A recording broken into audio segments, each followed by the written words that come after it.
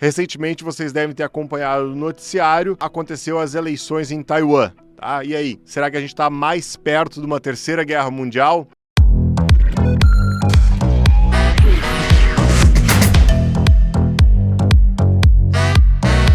Fala pessoal, Bernardo Haues aqui, assessor de investimentos da Avel Investimentos e especialista de política.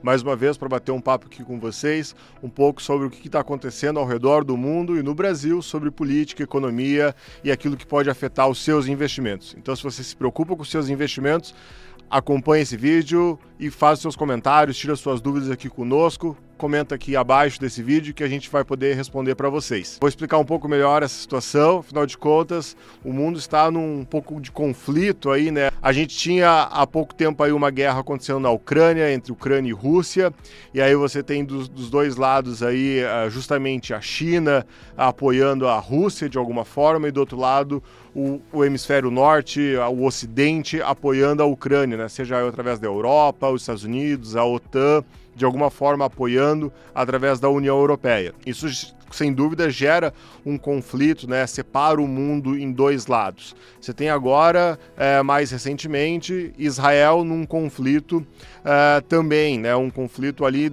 acaba que envolvendo todo o Oriente Médio, né? Então isso acaba envolvendo também potências como Rússia, acaba envolvendo outras potências regionais por uma disputa de poder, de influência dentro do Oriente Médio, né? Afinal de contas, você tem ali a questão do petróleo, que é muito importante para o mundo todo. Então, agora você tem o acirramento do conflito, né, dessas disputas geopolíticas globais através das relações Taiwan-China. E aí você deve estar se perguntando, poxa, mas por quê? Por que isso acaba envolvendo o resto do globo? Qual é a importância de Taiwan para o resto do mundo? E para isso a gente vai ter que dar 2 passos atrás, na verdade quase 100 anos atrás, retroceder um pouquinho na história, e a gente vai falar que na verdade Taiwan, lá no final dos anos 1800, era parte do Império Chinês, da época ainda que você nem tinha Partido Comunista, nem ideias comunistas como a gente conhece hoje. Na verdade era o Império Chinês e Taiwan pertencia a esse Império Chinês. No final dos anos de 1800, acredito que ali por volta de 1895, o território de Taiwan foi anexado pelo Império Japonês. E aí as coisas foram, nessas disputas territoriais imperialistas, avançando até o fim da Segunda Guerra Mundial, quando o Japão perdeu a Segunda Guerra Mundial, né? Estava do lado perdedor da Segunda Guerra Mundial. E aí Taiwan entrou numa instabilidade política, social, econômica, que se estendeu, acreditem ou não, até praticamente ali em 1996. Tá? Claro que durante esse período todo houve vai e vens de regimes mais democráticos, mais comunistas, sob muita influência também do Partido Chinês, mas também sob muita influência do Ocidente por vezes. Acabou que em 1996 teve as primeiras eleições livres no país, tá? E aí se consolidou um movimento democrático, se consolidou um viés mais liberal na economia, se consolidou um avanço muito forte, democrático e econômico para o país. Para vocês terem uma ideia, tá? Olha a diferença, tá? Em 1996, o PIB per capita de Taiwan era de aproximadamente 15 mil dólares. Hoje é de mais de 33 mil dólares, ou seja, mais que dobrou o PIB per capita da ilha. Um crescimento muito expressivo, graças ao capitalismo, o desenvolvimento econômico e principalmente o desenvolvimento tecnológico. Só para um efeito de comparação, tá? Para vocês se situarem. Taiwan é menor que o estado da Paraíba, porém tem 23 milhões de habitantes.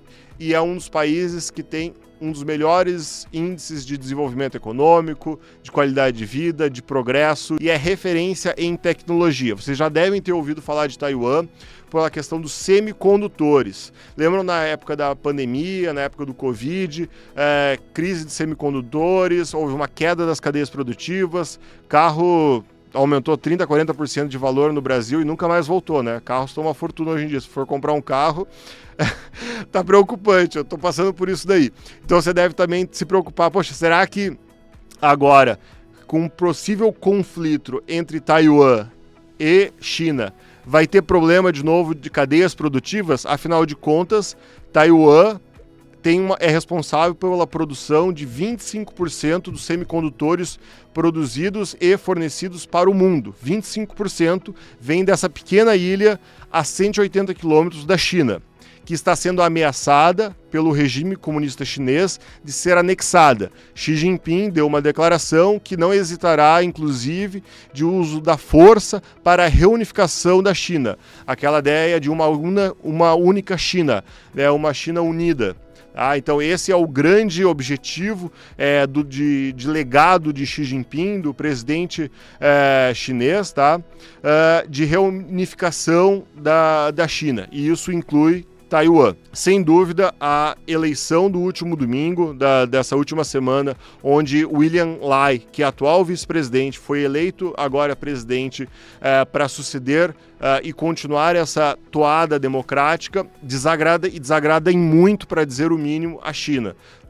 Ele, inclusive, o William, é a favor da formalização de uma Taiwan independente. Os Estados Unidos não vai tão longe, eles nunca reconheceram formalmente Taiwan como um país independente, apesar de ser o principal fornecedor de instrumentos de defesa militares para a proteção de Taiwan.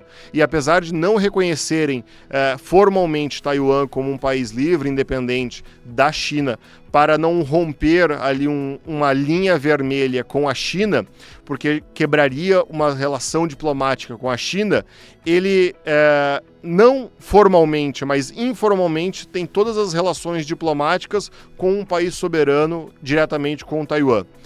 E aí que mora o grande problema, né? Talvez vocês já tenham ouvido falar da TSMC, é a maior empresa de semicondutores, uma das mais relevantes do mundo e é a maior de Taiwan.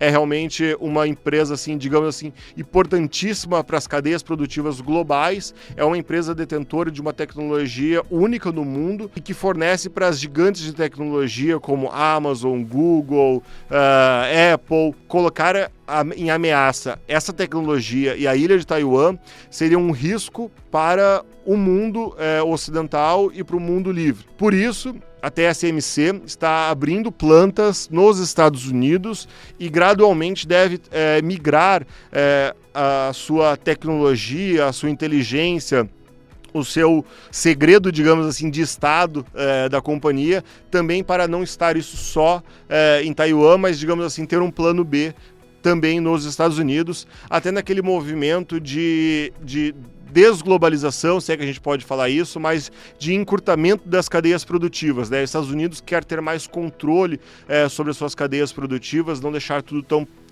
longe como na Ásia, onde ela fica muito longe do seu controle.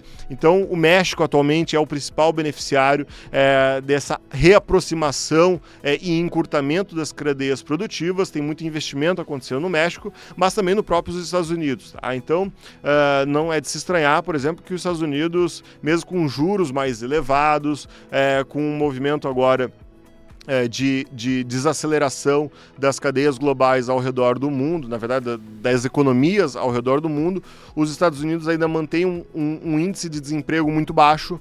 Por quê? Porque existe muito investimento acontecendo nos Estados Unidos. Isso exige, obviamente, ao longo não é de um ano, mas ao longo de pelo menos uma década, muito investimento, que ao longo de talvez 3 décadas aconteceu na Ásia. Isso vai ser revertido agora para a gente retransformar essas cadeias produtivas mais próximas dos Estados Unidos. Bom, pessoal, esse é um tema super delicado, super complexo. Obviamente, a gente não vai conseguir aqui exaurir o tema em 10 minutos. Existem muitas empresas de tecnologia ao redor do mundo, não só em Taiwan, que também investem e desenvolvem semicondutores.